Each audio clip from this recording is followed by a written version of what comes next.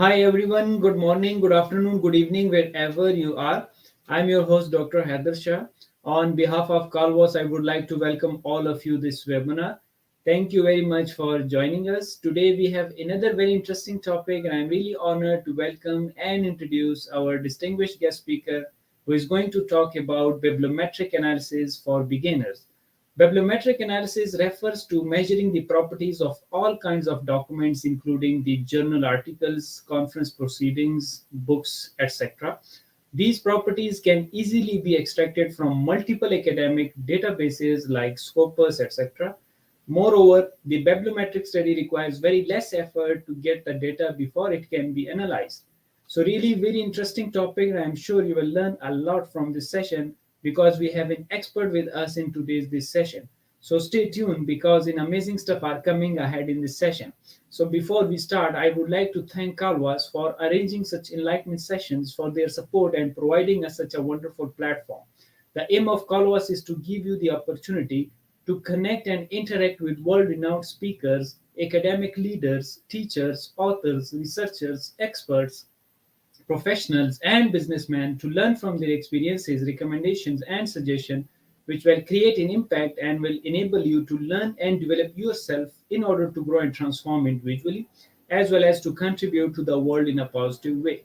As our slogan is come, learn, and share knowledge. So today we have an amazing person. She's a well-known person in academia industry. She's a great human being and always ready to support by sharing her knowledge. So she is a senior lecturer in of economics in University Technology Mara, Malaysia. She obtained her PhD in economics from University Utara, Malaysia in 2017 and a professional certificate in business analytics from University Science Malaysia in 2021.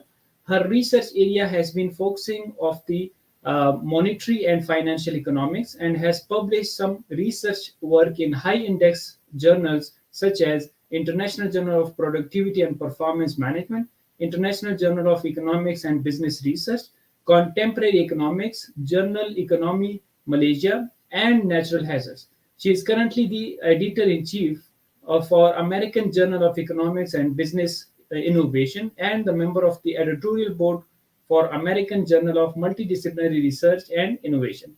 Last but not the least, she is a wonderful speaker, author, teacher, researcher, professional, and above everything, a great human being. So please help me in welcoming our guest, Dr. Hafiza Hamad Ahmad Khan. Welcome to the Calvas platform and thank you very much for joining us, Prof. Okay, Bismillahirrahmanirrahim. Thank you so much, Dr. Haidar Shah, for the introduction as well as for the invitation for today's sharing session. So basically, I will start sharing on this bibliometric analysis for beginners. And I believe that many of you actually have heard about this bibliometric analysis because it's become very popular in this recent year, especially among the postgraduate students and even among the scholars, because the output from this bibliometric analysis also be able to use it to publish in a very good journal. Yeah, So it's really, basically, yeah. So can you see please, my please. slides? Yeah. Okay. Thank you. So Yes, over basically, to you, this is please. Thank you. yeah. So basically, this is going to be the outline for my sharing today. So I will share a bit on the background of this bibliometric analysis. What's the idea behind this bibliometric analysis? And then I will also share with you some examples of this bibliometric analysis. So basically, I will share with you two topics. One topic which is more specific, and one topic that is very general, and how you can actually conduct this bibliometric analysis in these two types of analysis. And then I will also share the examples of research articles related to the bibliometric analysis. And then we're going to look a bit on how to conduct the bibliometric analysis. And later I will also show with you some demo on how to use the Scopus database to extract the data, as well as what information that you need to take from this database, and for you to start writing these bibliometric papers. So before we go deeper into this bibliometric analysis, so we need to at least know the idea behind this bibliometric analysis, or what is this bibliometric analysis. So basically, the word bibliometric comes from these two words. Biblio means a collection of documents or books, while metrics means measurement. So the meanings of this bibliometric analysis, in short, we can say that it is a quantitative analysis of this collection of books or document. So we would like to quantitatively evaluate the document in terms of the performance of the research, in terms of the performance of the journal, in terms of the performance of the author. And by conducting this bibliometric analysis, we also able to identify important information such as the research gap in that area that we are investigating. We're able to identify who are the experts in that area, and etc.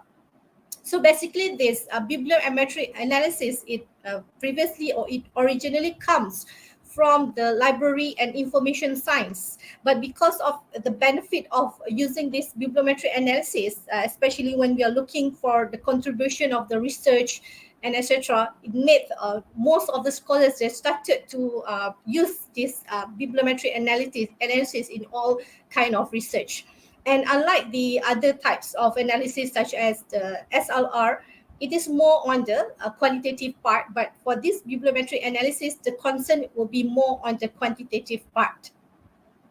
So these are the objective of conducting this bibliometric analysis. First, we able to see or we able to examine the patterns or the growth of research in the area that we are investigating.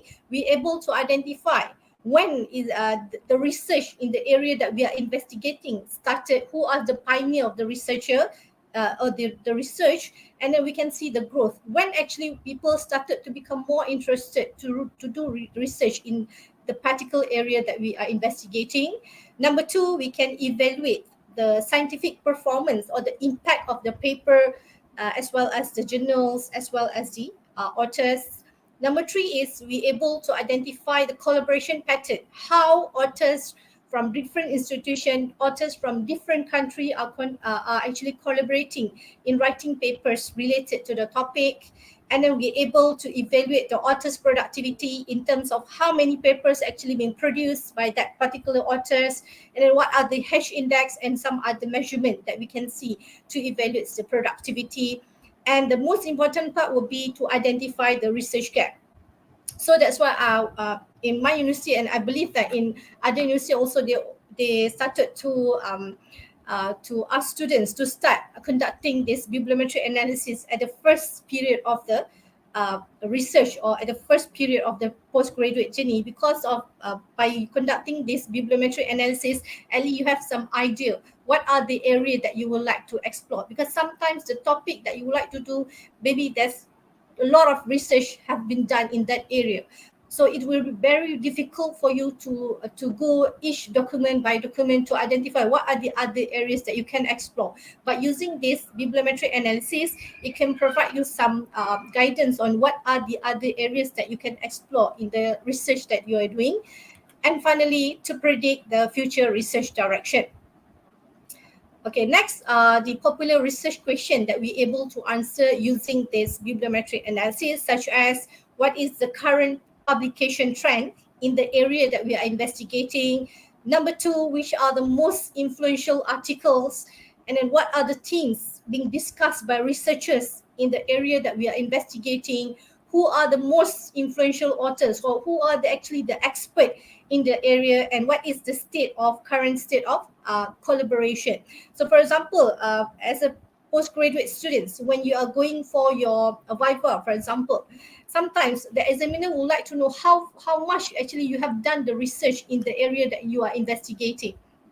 So at least when you are able to identify all this important information, you able to actually defend yourself on how much actually you have done the research, what are the areas that people have done, who are the expert in that area. So at least you are ready with all this important information before you go for your viva. So it's not only important for those in the early career or in their early research stage, but also it's very beneficial for those who are going to your viva. At least you are clear the area that you are doing. Okay, so these are the advantages of conducting the bibliometric analysis. Number one is the data set can be easily obtained compared to when you are conducting a normal research, or what you need to do is you need to start with the initiating the research, and then you have to starting to collect the data and then do the analysis. But for this bibliometric analysis, it's a shortcut for you, because by just using the database, you can collect all the information that you want to do the bibliometric analysis. So first, data set can be easily obtained, such as through the database corpus or Web of Science. Number two, it can be conducted in any fields of study. So it also can encourage a collaboration from people with different area, because of as long as you know how to conduct the bibliometric analysis, then it will be easy for you to write any papers or in any fields. Number three is it requires a very minimal cost or no research grant required, because of the most important is you need to have your laptop, you need to have your internet connection, and you need to have the access to the database through your university access. Number four, the analysis tools, such as the one that I'm going to share today, is the Housing, Publish or Perish, as well as the VOS Viewer. This is freely available online and also available in all kind of platform, not only for Windows, but for other platform as well. Number five, the findings can be published. Not only can you use it to attend the conference, but also the output from this bibliometric analysis also can help you to produce a good paper and submit to a very good journal. Number six, it does not require you to get the full articles. Compared to when you're writing other types of research, it requires you to have all these full articles before you come up with the analysis. So by using this bibliometric analysis, all information can be extracted directly from the database. And then number seven, the analysis can be easily conducted using the software that I'm going to share with you later on. It's just a few clicks and you're able to get all the information. And finally, the draft of the paper can be prepared in one day. So I will also be sharing with you one paper template where you can use to just transfer whatever information that you have extracted from the database. You can transfer it into this template. And thanks to a professor from UUM, Dr. ID, actually he prepared this template, and I'm also using this template whenever I would like to prepare bibliometric papers, and I will also share with you at the end of this sharing session. So this is one example on this bibliometric analysis on online learning and COVID-19 pandemic. So basically, when conducting this bibliometric analysis, the most important thing that you have to do is, first, you need to identify the keywords related to the area that you are investigating. So for example, I'm conducting a bibliometric analysis on online learning.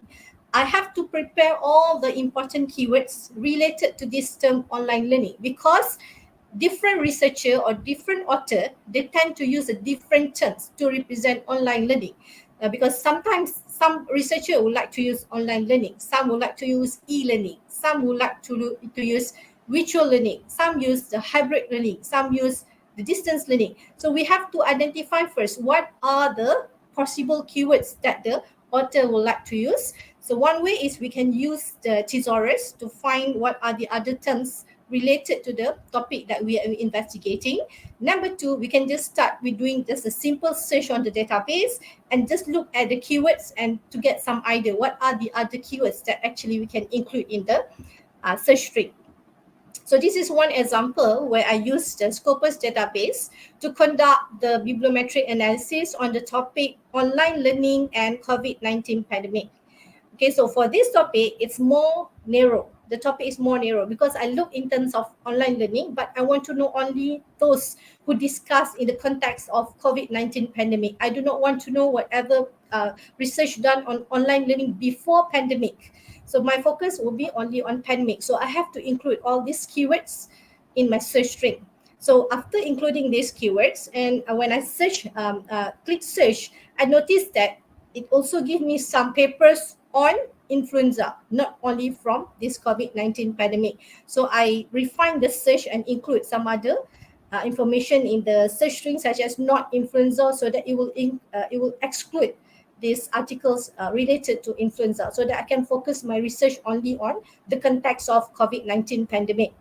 And then based on this search, the first record identified 1,182 documents. And after that, we can do some screening, such as we can screen in terms of the types of articles, because sometimes some of the researchers, they would only like to discuss on the peer-reviewed papers or peer-reviewed journal. So you can narrow down the search by using the filter button on the left side of the database. So you can filter in terms of the journal, you can filter in terms of the language, and etc. So in my case, I filter according to the source type as well as according to the language, because there are also some other language included in the database. So after screening, I have 841 documents that I can use for the bibliometric analysis. So this 841 document will be the data that I'm going to extract and I'm going to include in my bibliometric analysis.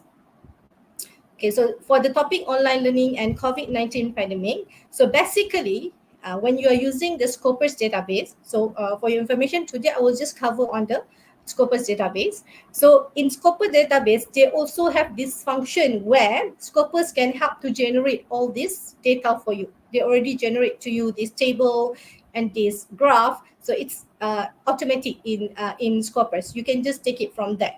But when you're preparing your research articles, then it is not suitable. You have to produce your own table, you have to produce your own graph, because of you have to follow the journal guidelines. So later I will also share with you where actually you can get all this information and you can produce your own table and your own graph. But for the purpose of sharing, for example, you are going for a conference, you just want to take all this information, then you can take it directly from the Scopus database. So the research related to online learning and COVID-19 pandemic, you can see that this is the trend of research. It started in year 2019. There's only one paper. And then in 2020, there are 150 papers. 2021, 441 papers. And in 2022, we have 249 papers. Please take note that here, for this topic, I conduct this bibliometric analysis in July. So if you use the same keywords and you search on the Scopus database, then you will see a different result for this 2022. And even you can also see some articles already published in 2023 issue. So using this output from July, I will just share how actually this, or the idea behind this bibliometric analysis. So we can see the trend of the research in the area of online learning started from 2019 and it started to grow exponentially. 2020 and 2021 is the highest, and this one 2022, because of the data is in July. If you use the current data, then you will see that the research is still rising in this area of online learning and COVID-19 pandemic, because it's a very current issue, so people are still eager doing research related to this topic. And then by using this citation metrics, I can also identify how many papers that have been produced and how much citation actually achieved by these articles. So within these 3 years, these 841 articles have generated almost 7,000 citation. So that's one of the reasons on why many researchers, they like to do topic that is very current issue, such as in the context of pandemic, because there's very high chances to get their paper to be cited, and high chances for them to increase the number of citation.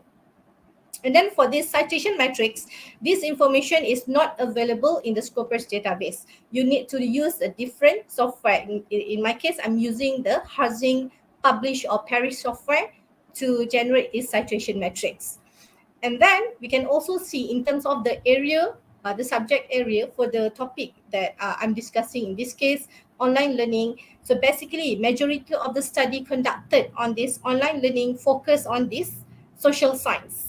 And also the highest is in the area of medicine, because those in the medicine area, they are very highly affected during the COVID-19 pandemic, because it's very difficult for them to follow the learning or the teaching and learning activities during the pandemic. It's very difficult to use the online learning for that. So that's why the research in this area also quite high after the social sciences. And then we also able to identify which are the countries that is the highest producer of the papers related to the topic that we are doing. So for this online learning and COVID-19 pandemic, majority of the research comes from United States and followed by Saudi Arabia, Indonesia, Malaysia, and the others. And then these are the articles that have been highly cited. That is in 2020 and 2021. So this is the top 10 articles being cited in this area. So what is useful, the information that you obtain from this bibliometric analysis are not only you can produce the bibliometric papers, but also whenever you are writing any kind of research paper, and whenever you have to write your literature review section, you can use this information as well. So imagine you are writing a topic that is very popular and you have like almost 1,000 articles for you to go through in writing your literature review. So it's very difficult. So what you can do is by using this information on this bibliometric analysis, you can identify what are the top papers in the area that you are investigating. So you can take like top 20 or top 20, 30 papers only, and you use that for writing your literature review. So it will be much more easier compared to you don't know where should you start or which article that you're going to refer in writing your literature review. So the information that you gather from this bibliometric analysis not only restricted to those who like to find the research gap, not only restricted to those who like to write a bibliometric papers, but it can be used to write any kind of papers. So next is the keyword analysis. So by using this keyword analysis also, it can help the researcher to identify what are the area that has been explored in the research that we are investigating. And the size of the keywords indicate how much studies has been done in that particular area. So by looking at this keyword analysis also, it can give ideas to the researcher. What are the other angle or what are the other areas that we would like to explore? So if you have like these keywords is too big, then you can expect that many have done research on that area. So perhaps you're going to look from other area or other aspect that you would like to explore. So that is the first one on the topic online learning and COVID-19 pandemic. So the second topic that I would like to share on the digital economy. So if you notice that during the first sharing this now, I shared on online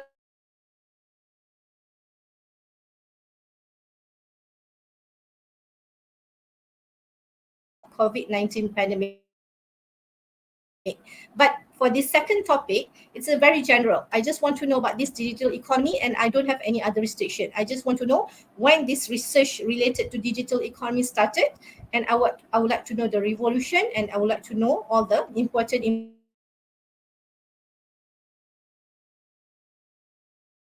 192 articles identified. So the research on this digital economy, actually it begins in 1997. But the growth is very slow. So means that not much people actually interested to do research on this digital economy at that time. But it started to grow after 2011 until 2016, and now it increased exponentially. So this is whenever you write a bibliometric paper, this is what important things that you're going to share in terms of the evolution of the research, when it started, and then why it suddenly become popular in this area. So whenever you share or whenever you write a bibliometric paper, do not just write briefly what actually you can see from the trend, but try to look for what are the reasons behind this increment in this, or the increase in the article related to that topic that you are doing. So perhaps there's something happen in the economy, or anything happen that makes people want to do more research on this. So whenever you discuss on these bibliometric papers, you also need to be very critical in your discussion. And then next we can see in terms of the document by countries, the leading country are China, Russia, United States, and followed by other country. And then we can also see in terms of the subject area, the highest is in the area of social science, and then followed by business and management, and in the area of economics.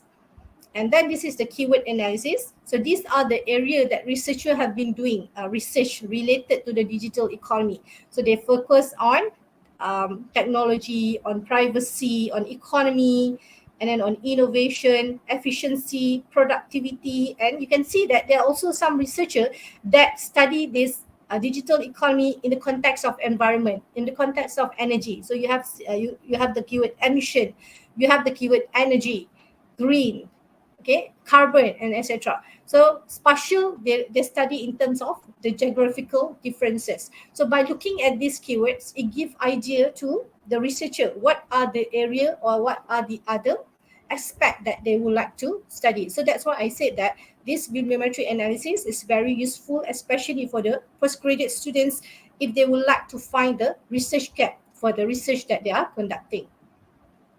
So these are the top 10 cited articles in the area of this digital economy. And you can see that based on this citation metrics from 1997 to 2022, for 25 years, the citation obtained for all these articles, 879 articles, are 7,174. If you compare with the previous topic on COVID, online learning and COVID-19 pandemic, in that 3 years only, in 3 years alone, they're able to achieve citation up to 7,000. But this research that already begins in 1997 can only get 7,000 citation. Why? Because of the topic is very current. So that's why I say that one of the reasons why researchers, they would like or they love to do research about this current issue, because of that's one of the chances for them to get a very high citation during that time. Okay, so these are the example of research articles published in the area of this bibliometric analysis. For example, we have this trend in global research in forest, carbon, and then Ramadan and public health. And then we have here on immigration. We have a paper on environmental research, the land degradation, global migration, and then on takaful, on board diversity, on sustainable construction. So basically, this bibliometric analysis can be conducted in any areas. So long you know what are the areas that you would like to do, you list all the keywords associated to the study that you would like to do, and then you conduct the search, and then you take all the information or extract the data, and you can start producing your own bibliometric papers. So this is the procedure, how the bibliometric analysis can actually be conducted. So first, what you need to do is search the database. So you select what are the database that you would like to use. So for example, you would like to use the Scopus, or you would like to use the Web of Science, or you would like to use Google Scholar, Dimension, or some other database. You can also use more than one database, but you need to have you need to do more or extra work, because of you have to ensure that there is no redundancy in terms of the articles that you or the information that you found from one database to another database. Number two is to do the screening. So for example, you would like to screen in terms of the types of the articles, or you would like to do the screening in terms of the language used for that articles. And one more thing, when you are searching in the database, you have many criteria that you can use. Either you would like to use the article title, or you would like to use the keywords, or you would like to use the abstract as well. But usually I will advise the researcher to avoid using the abstract, because sometimes in the abstract, it's just that coincidentally they have this word appear in the abstract, but actually the researcher is not actually wanted to do research in that area.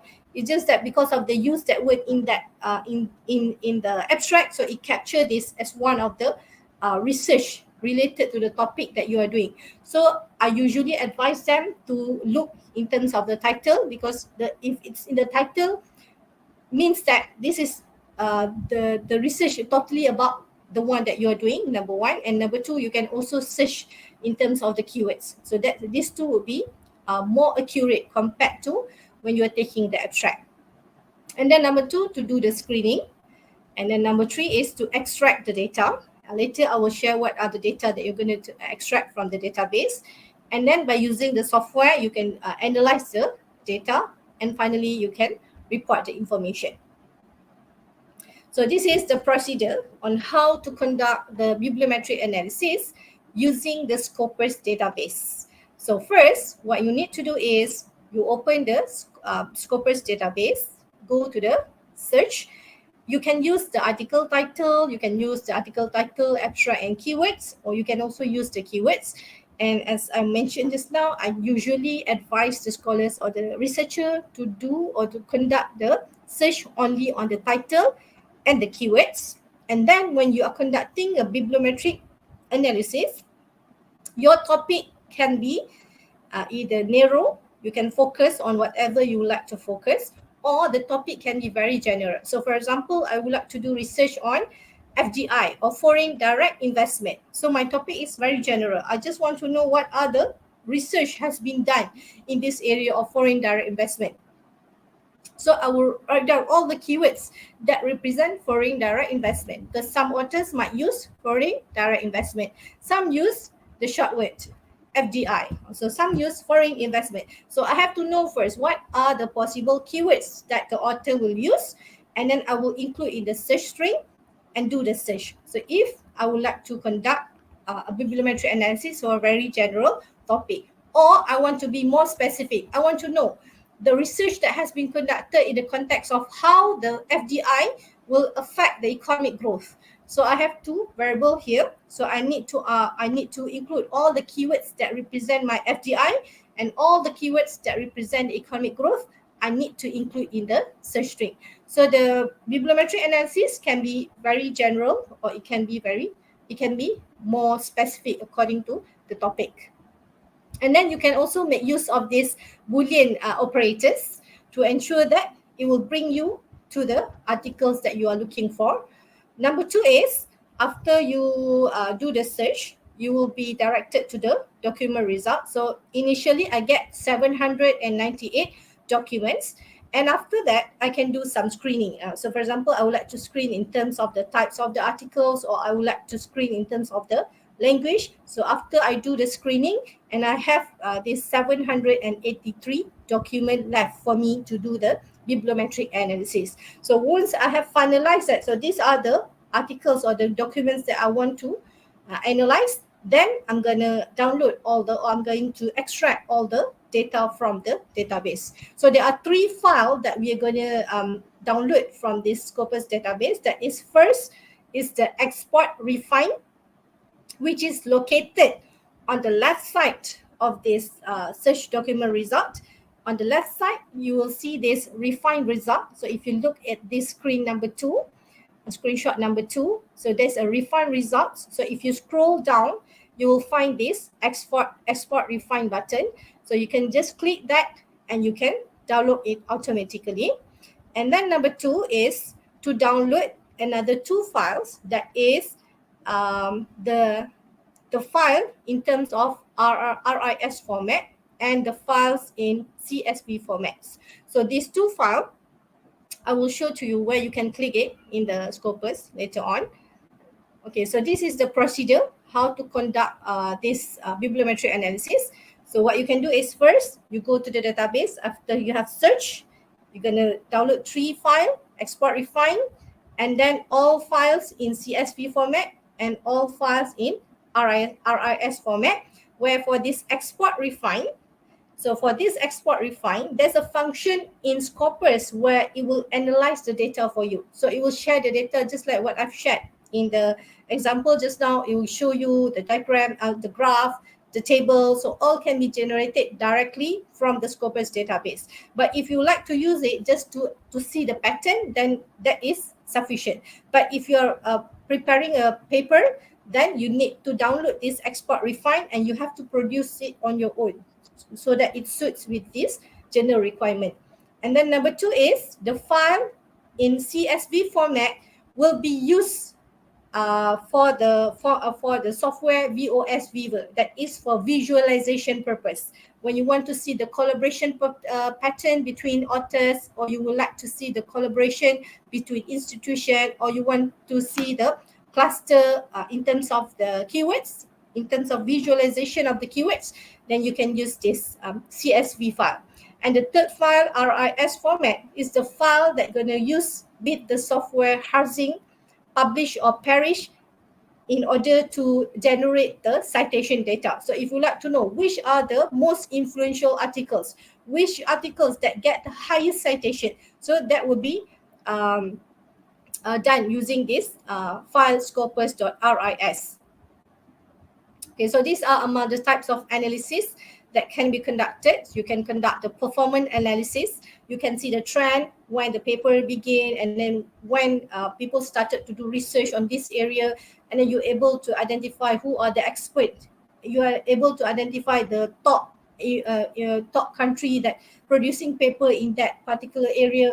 You're able to identify the top journal and other information, as well as the citation analysis. And also you can do the science mapping, that is to see the patterns of collaboration. You can see the clustering of information based on the keywords, based on the author, based on country, and etc.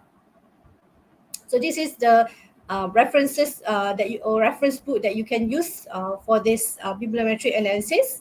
So in case you are interested, I will also share with you the link where you can download, you can actually buy in terms of ebooks. So this is a professor from UUM, and I actually attended, or I learned from him on this, conducting this bibliometric analysis. So I will share the link later in case you are interested in this book. Okay, so next I will go directly to the Scopus database. So that I will share how you can actually conduct the bibliometric analysis using the Scopus database.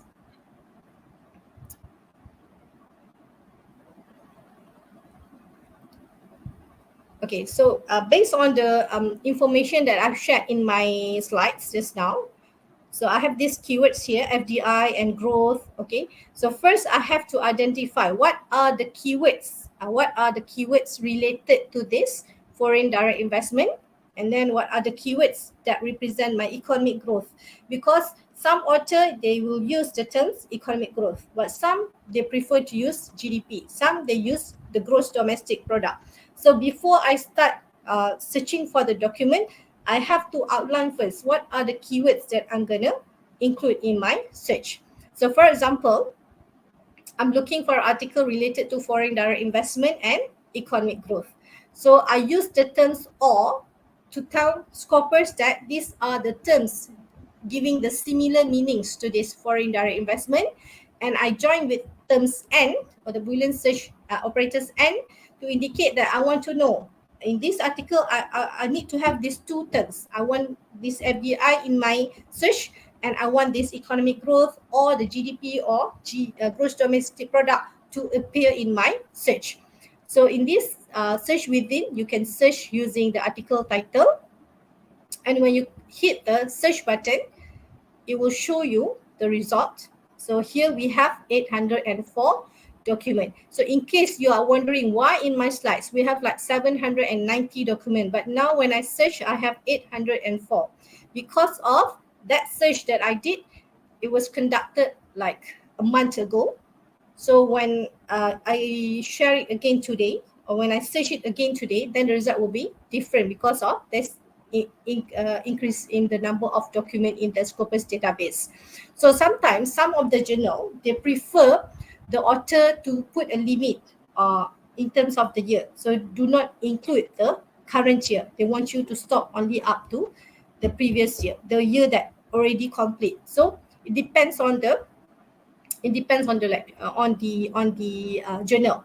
So if let's say you conduct until the current year, when you're preparing the paper, you also need to include the information when the search has been done. So all the information must be documented properly. So later I will also share with you this a flow diagram where you can use it to include all the important information in terms of how you conduct the search for the articles.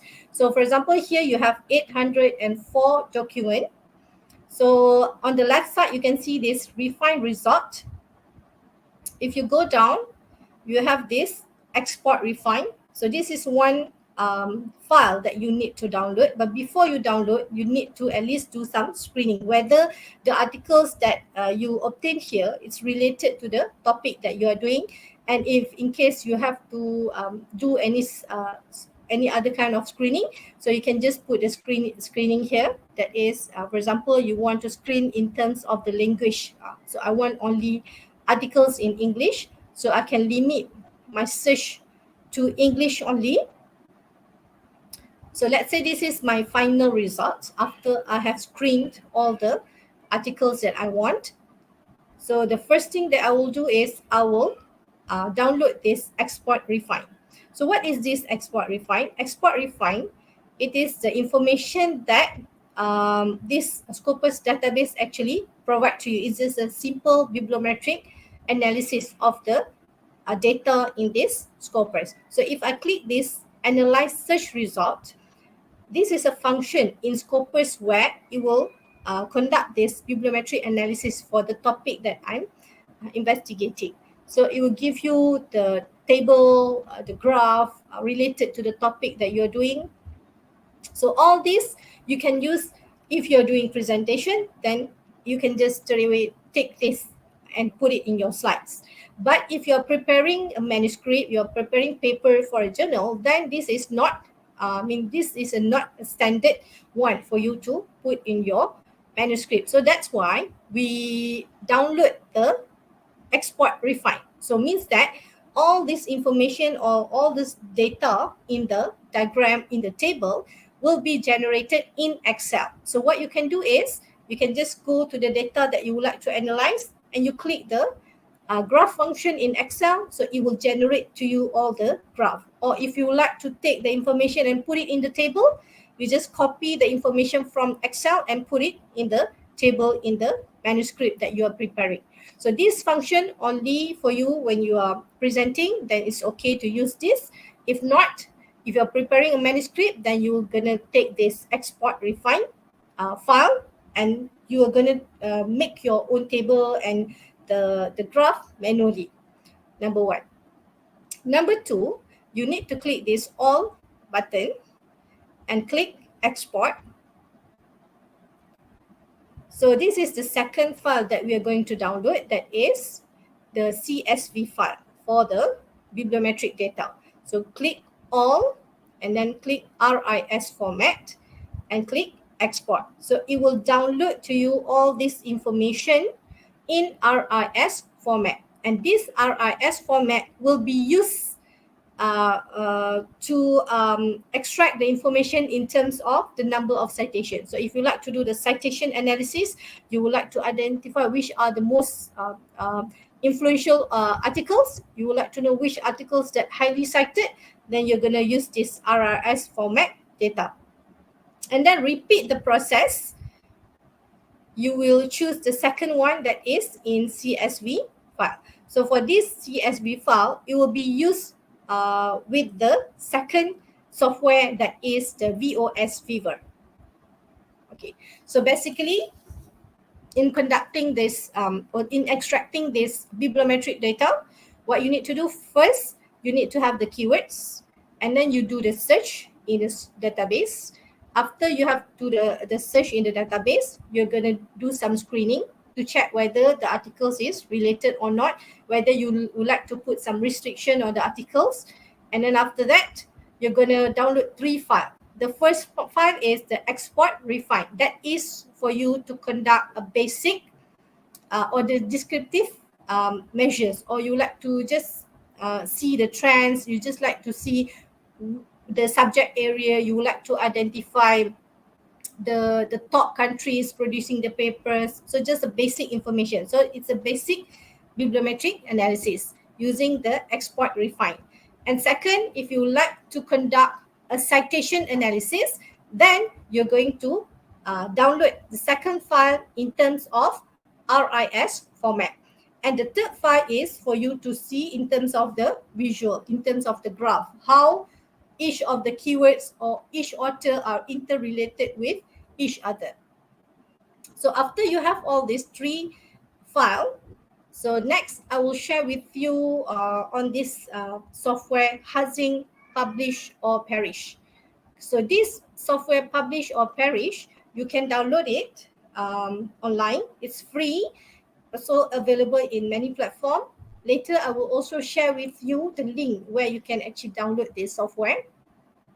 So to open the file, you go to File, Import External Data, and then the data just now that you download from Scopus in the form of RIS format. So this file in RIS format that you downloaded from Scopus, you're going to click this and open.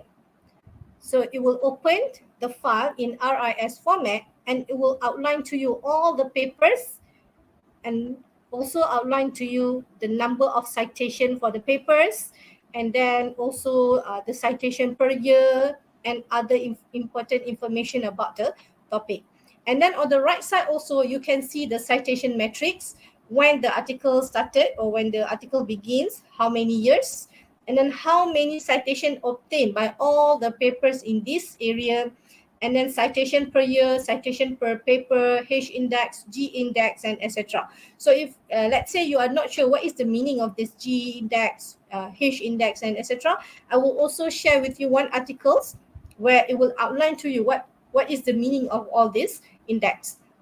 So let's say you would like to write a literature review, or you are not interested with the bibliometric paper, but you would like to do some other empirical research, and you are actually currently writing your literature review. So you can use this information, extract this data. So you have identified these are the articles, top articles in the area that you are investigating. So you can take perhaps 20 articles from here, and you can start writing your literature review. That will be your the basic articles that you're going to start with in writing your literature. So you don't have to like move from one article to another, and then you have to identify which article that you're going to include and which article you're going to exclude.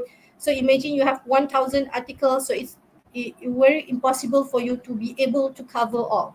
So trying to prioritize all these highly influential papers when you're writing your literature review, then you can follow by some other articles, especially some journals, they want you to include the most recent article. So you include this, let's say, top 20 articles and plus with articles that is most current. So you can use it in your writing. If you like to write your bibliometric papers, then you're going to report what are the influential papers in this area, and then only that selected papers you can use it in writing your literature review in the bibliometric analysis paper. So basically, the housing publish or perish software is used for the citation analysis. It's used for you to identify the influential articles, who are the influential authors, so which are the influential journals, by looking at the citation data. So that is housing, publish, or perish. Another one software that we can use for this bibliometric analysis is the VOS, Weaver. If you would like to know the pattern of collaboration, authors from which country collaborating with which country, so you would like to see the patterns of collaboration among authors, patterns of collaboration among institutions or among countries, or you would like to know the clustering of the keywords, which author actually using which keywords in their analysis. So it can do the clustering analysis by using this visualization. So how can actually you conduct all the, or how can you actually generate all this data? Go to this create button and then choose the second one, create a map based on bibliographic data. Click next, and then read data from bibliographic database file. Click next, and then you will choose the database that you use. So in this case, we are using Scopus. So click Scopus and click at this three dot, and you need to select the scopus.csv file, because just now we have three files. The first file is Scopus export refine.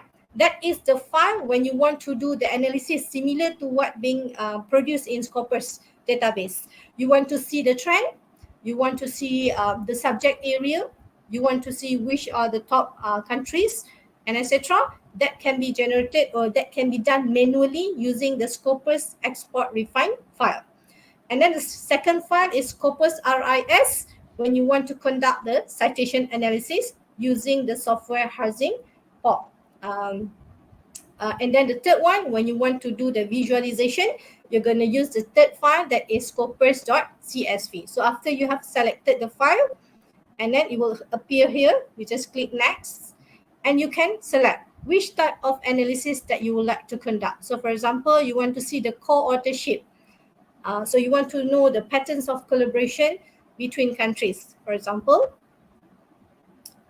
So let's say here, you can see, so this is, you can see the patterns of collaboration. So it will cluster according to the color. So from Malaysia, these are the collaboration done with Bangladesh, with university in India, in Russia, Turkey, and so on. So you can see in terms of the collaboration based on country. And besides that, you can also look from other aspects, such as you would like to see the keywords. So you would like to see the keywords. So for example, I choose all keywords. So this will show to you, this is the clustering. So the area of the research has been done. The connection, or it will cluster the area according to the keywords. So the research on economic growth as well as foreign direct investment, it is under the same color. So the author actually focus on this angle, for example, in terms of the developing country, and then has been done on Eastern Europe, and some research focus on the financial market. Some also look in terms of the remittance. Some looks in terms of the financial development and others. So by looking at these keywords, it can help you in identifying what are the area that has been done, and also identify the patterns of research that has been done in the area that you are investigating. And besides that, it can also help you in writing your research gap or the contribution of the research. And one more thing, in terms of conducting the keyword analysis, besides using the VOS Weaver, you can also use this one website. The name is WordSafe. So you can also generate the keyword similar to what I shared in slide just now. So you just copy the keyword and put it in that website. You can also generate the keyword according to the size of the keywords. So I will also share with you the link later, so that you can use it in your paper. So next, I will move to the template. Okay, this is the template. Actually, it's being prepared by Dr. ID or Prof. ID from UUM.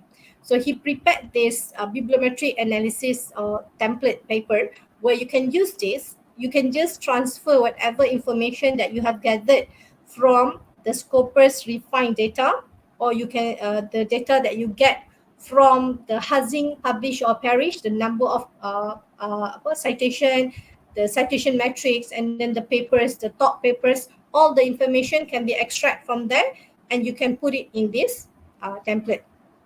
And then he also include these methods on how to conduct the bibliometric analysis. So these methods, you need to report it properly. Means that what are the topic that you have done, and then what are the database that you use, what are the criteria that you use in your selection, is there any restriction. So everything that you did in your search just now in the Scopus database, you have to report clearly here. So if let's say you put some restriction in terms of the language, you just want English, so you have to mention. If you use all, then you have to include it all. So whatever you do in your search just now, in whatever database that you have chosen, everything must be reported clearly. So that's why this bibliometric analysis, we will say that the standard is even higher compared to when you're just writing a conceptual paper.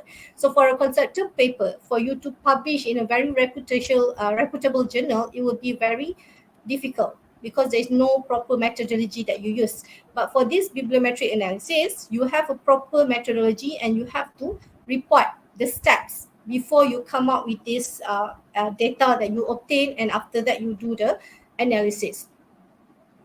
And then you have these keywords. What are the keywords that you include in your search string, and then when the data being extracted, and then how many output that you have identified at first, and after screening, how much that you obtain. So if you are using the criteria including the abstract, you need to do more you need to do more screening because of, like I said just now, sometimes in the abstract, the word is just that he's writing the terms. It's just included in the writing. It's not because of the research is focusing on that particular things. So for those who include abstract, including in your search or the selection, or sorry, the search criteria, then you have to do more jobs. You need to go through one by one articles and to ensure that all these articles are related to the topic that you are doing. So that's why I usually advise students or the researcher, you focus on the title, and number two, you can also focus on the keywords as well, because it will go or bring you directly to the articles that relevant to the topic that you are doing. And then these are the output. So we have the document types, source types, years of publication. So instead of you copy directly from the Scopus analyzer just now, it is not appropriate, or it's not suit with the journal requirement. So you have all this template. What you can do is, after you have extracted the data, you take the data and you put it in this template provided. So that's why I said that the bibliometric analysis paper, basically you can prepare the draft within 1 day. As long as you have the keywords, you do the search, you download, and from the data, you just transfer it into this template. And after that, you can start writing the bibliometric papers. Okay, so you have language. And it is not necessarily that you have to maintain all this table. If let's say, for example, just now I do some screening in terms of the language. I do not want to know other language. I just want to limit to English. So I can actually cut this table from this template. So you can just remove this. So it is not necessarily that you're going to keep all parts in this bibliometric analysis template. So you just remain whatever you think is sufficient for you to answer whatever research objective or question that you have discussed in the introduction section. Then you can remain that in your in presenting your data. Okay, and then we have this. Okay, for example, the highly cited articles. You can take this directly from the Hazing Pop software. Okay, so everything is here. You can just follow and then just copy and put it in the template. So normally within 1 day, you have this data and you can start writing the papers.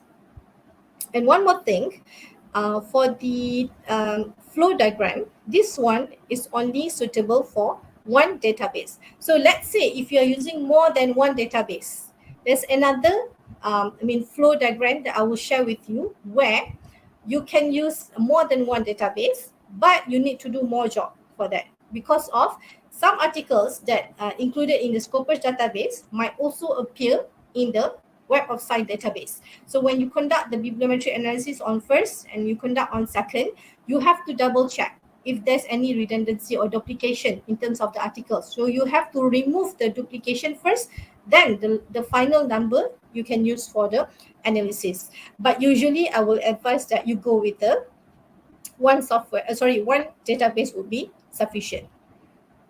Okay, so next I will share on this Padlet data.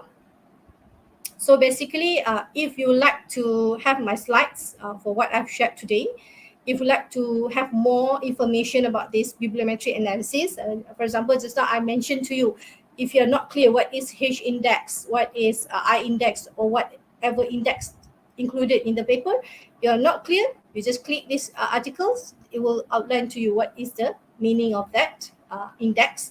And then this is a sample of the reference book that I recommend for this bibliometric analysis. In case you would like to have a look, you can see the sample.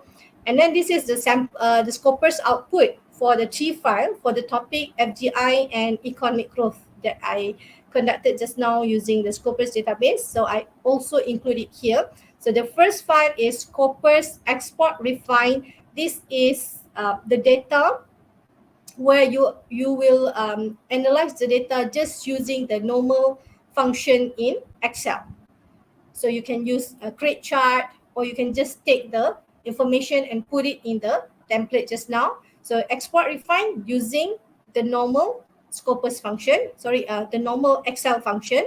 Number two, Scopus RIS file, you're using with the housing pop software for you to analyze the citation of the paper, and also for you to identify the most influential authors, the most influential journals, as well as the most influential articles. And then the third one, Scopus CSV. This is for you to visualize using the VOS Viewer, where you can see the patterns of collaboration and also the clustering of the keywords. And then I also have here the template, the paper template that you can use to write the bibliometric analysis.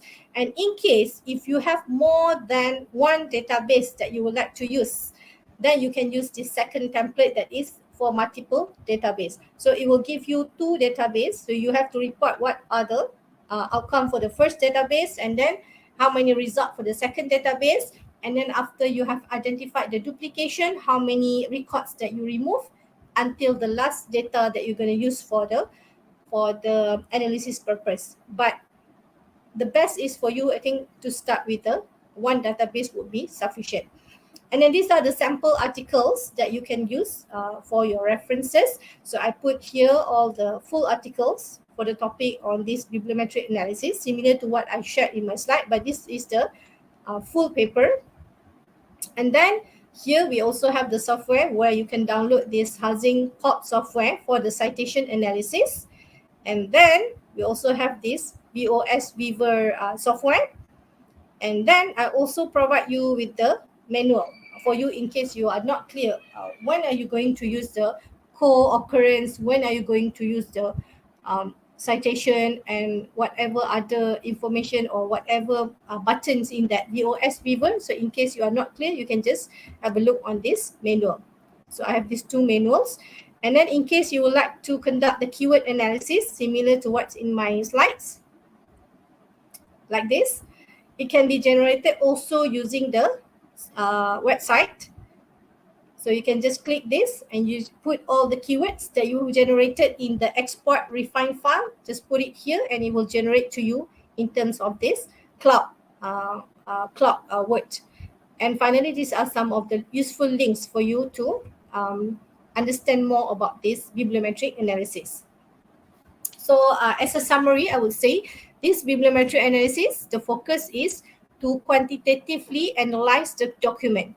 We want to know the patterns of papers produced in this area, when it begins, and the evolution of the research. We want to know which are the highly influential articles. We want to know who are the experts or the researchers in this area. We would like to know which are the best or the highly influential journals. We want to know the patterns of collaboration. All can be done using this bibliometric analysis. So it's good for those who are looking for research gap. It's good for those who actually wanted to know the performance of the author, the journals, and etc. And finally, for those who are interested to write a bibliometric papers. Okay, I think that's all for my sharing for now. In case you have any question, feel free to ask. Thank you. Thank you very much, Prof. Really, it was so lovely, so interesting session, because the way you started it from the history of it, from where this word bibliometric came, and very nicely you talked about the benefits of it, and then the procedure, what is the procedure, the template, everything you discussed in a theoretical perspective. And I love the way you showed on the software as well, because how to carry out on software was very important, because most of the time the researcher, they do not link between the software and the theoretical perspective, but you showed it how to do each and every step. And I really liked that way that you were explaining, and then you related back to the your own PowerPoint slide, that what you had discussed, now you are talking about this thing in the software, which was awesome. And followed by the last activity that you even shared, the template which was developed by the prof, was so nice, so great. And then again, on minute level, you describe each and everything. How can we take advantage of that template, and we can have easy transmitting the information, and whatever the data we have extracted, we just need to place in that template, and it will make it very easy.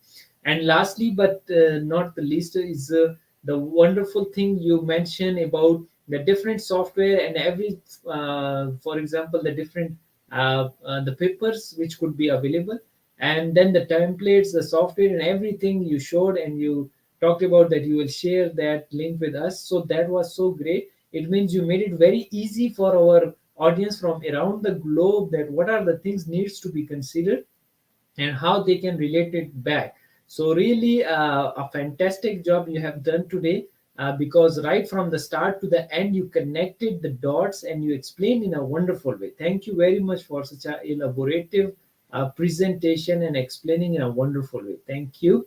And now the question answer session, as you see, some of the questions they have asked, and they have emailed some of the question as well. So let's start with the first question. I think that's the very important question they want to ask. Let me rephrase it. They want to ask that if we don't have the Web of Science or Scopus access, then what do you recommend for bibliometric analysis? How can they carry out? Yes, please. Okay, so one of the benefit of this bibliometric analysis is that the most important is we have this bibliometric data that we can actually download directly from the database. The one that I shared just now, the Scopus refined data, and then Scopus RRS, as well as the Scopus in CSV. So you can use the Excel, you can use the POP software, and you can use the VOSV version. That's the main or the most important part. And one more thing, when you are writing this literature review, or when you are writing the introduction section, the most important is for you to actually focus on the top at least 20 papers in that area. So even though you don't have that full information of that article, you don't have the full articles, you can also rely on this abstract, and also in terms of the bibliometric data for you to write the introduction and when you are writing the literature review section. So it is not necessarily that you need to have these full articles in order for you to be able to write this bibliometric analysis paper. So that's the benefit of this paper compared to when you are writing a paper like SLR. You need to have these full articles for you to be able to write. But for this bibliometric, by just relying on the abstract, also you can get the important information about the topic that you're doing. So you can identify the methods, you can identify the area that the researcher is researching. So everything actually can be found in the abstract section. So not necessarily that you need to have the full articles.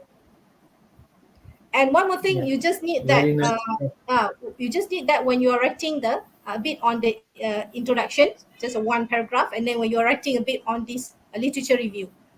So it's not much compared to when you're writing a normal Yes. literature review paper. Yeah.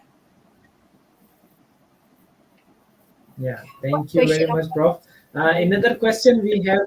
Yeah.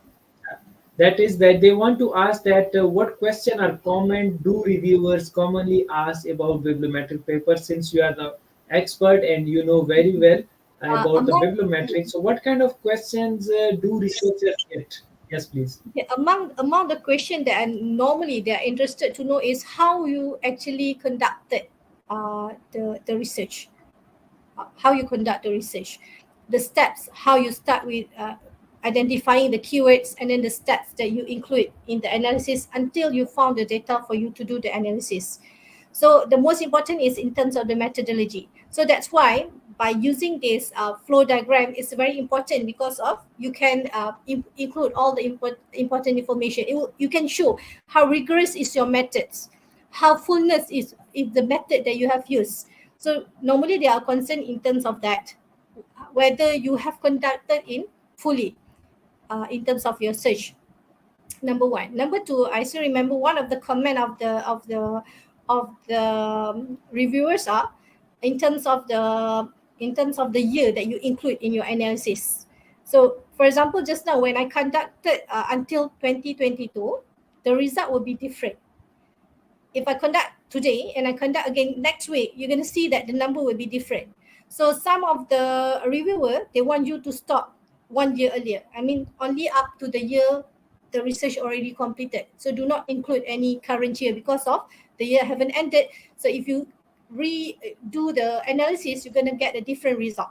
So if let's say I stop at 2021 and I shared that information just now, anyone who have the keywords, you can just go to the database, just follow the same step, you're going to get exactly the same result.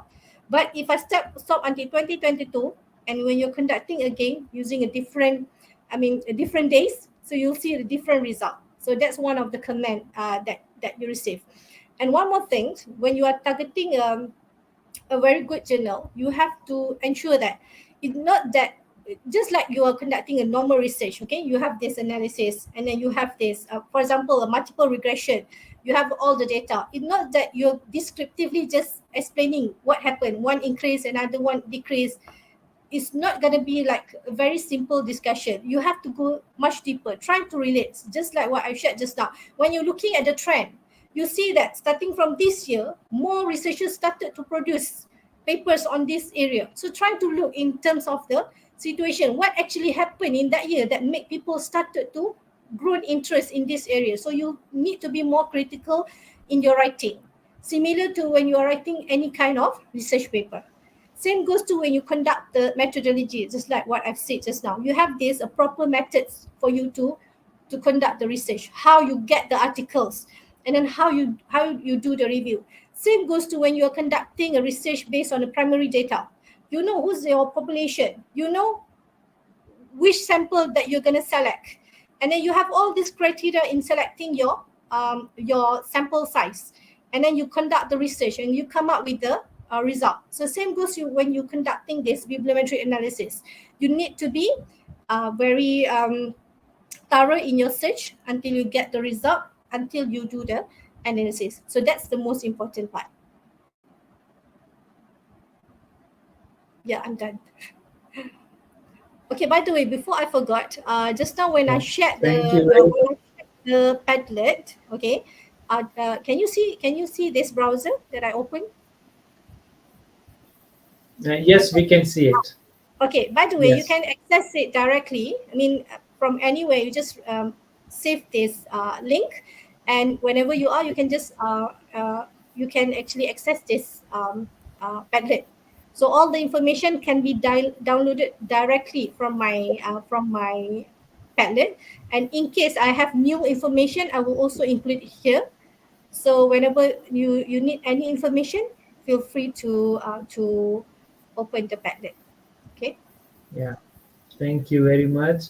Really, I enjoyed your wonderful answer to that question. And now we have very common question which most of the beginners they ask about the bibliometric analysis.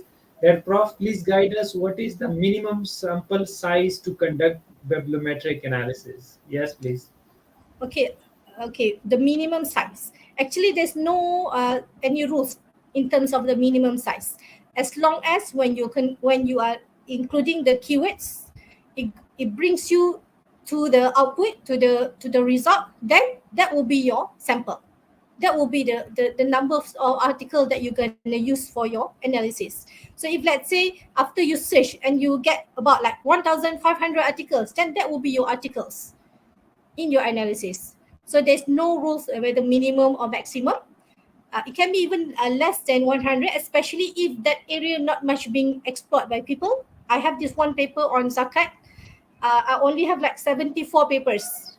I also read some articles produced in Elsevier journal. There's only 50 plus articles. But that's why what I mentioned, you have to conduct it properly. So if let's say you get a very small number, you have to be thorough in your explaining your methodology to show that this is why I get these numbers, because of not much research has been done in this area that I'm investigating. So you will just focusing on explaining on this number of articles that you obtain. If it's 1,000, then 1,000 will be your article that you're going to review. So thank you very much once again. Since we are running out of time, so one last question. Prof, they want to ask your preference that, Prof, please share your opinion. What software or which software do you recommend for bibliometric analysis and why? Yes, please. Okay, basically there's a many software out there that we can use for this bibliometric analysis.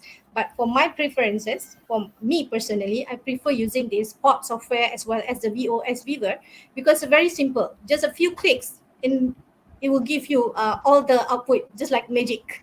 Just a few steps. Okay, it's very easy. So for the citation analysis, you can use the Harzing software. Just open the file that you have saved, and all the information will pop up, and you can save it even in the Excel form. And then for the VOS Viewer, also just a few clicks, you can get all the graph, all the visualization of the connection between research. It's very easy. So if you ask me which one I recommend, I would say that this is very easy for you if you like to use for preparing your bibliometric paper. Yeah.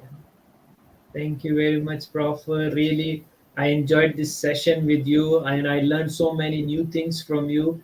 And really, you shared the personal experiences in your presentation, which was the great thing, that it was not only the manual you referred, not only the software or the template, it was included your wonderful experiences and recommendation as well. And we learned a lot from this session. Thank you very much for such a elaborative and a powerful content you shared with us. And at the end of the session, Prof, we ask each our guests about their message to the world. So what is your message to the world as a speaker, author, teacher, researcher, learner, trainer, professional, and educator? Yes, please. Okay, but then are you asking me to share any message? Yes, your message to the beginners, researchers. What kind of message you want to give to the world? Yes, please. Okay, I don't have. I mean, I have this one um, things that I always practice. That is, keep learning and keep teaching. Because every time you teach people about something, it will let you have more information on whatever you are teaching. So the best ways for you to remember something is through teaching, and that's the reason why every time people invite me to do sharing session, I'm more than happy to share, because that's one way for me to increase my knowledge, one way for me to never forget whatever information that I have. So just one message: keep learning and keep sharing. That's all. Thank you. Wow, wonderful message you have given to the world, and I really appreciate that's the wonderful part. Once we learn it and once we teach it, it means that it can have the application as well, which is very much important. People start using that knowledge, and which will ultimately translate into the benefit to the society and to the world at large. So really, thank you very much, Prof, for sharing such a wonderful knowledge with our audience from around the globe. And do follow our distinguished guest speaker through her research work, and you can email her for future learning and guidance. She is very generous and always ready to help the people. So, moreover, a wonderful explanation and powerful content which the great speaker has already elaborated will help you to learn and develop your understanding regarding the bibliometric analysis. So that's all we have time for today. And thank you once again, Dr. Hafiza Hamad Ahmad Khan. And I would like to thank our audience who joined us. If you have any additional question about information shared today, please email us or connect to the speaker directly through her email or social media account. Thank you all for your support and liking our session. Stay tuned as many sessions are on the way. Please do not miss any session. Until next session, take care of yourself. Bye-bye.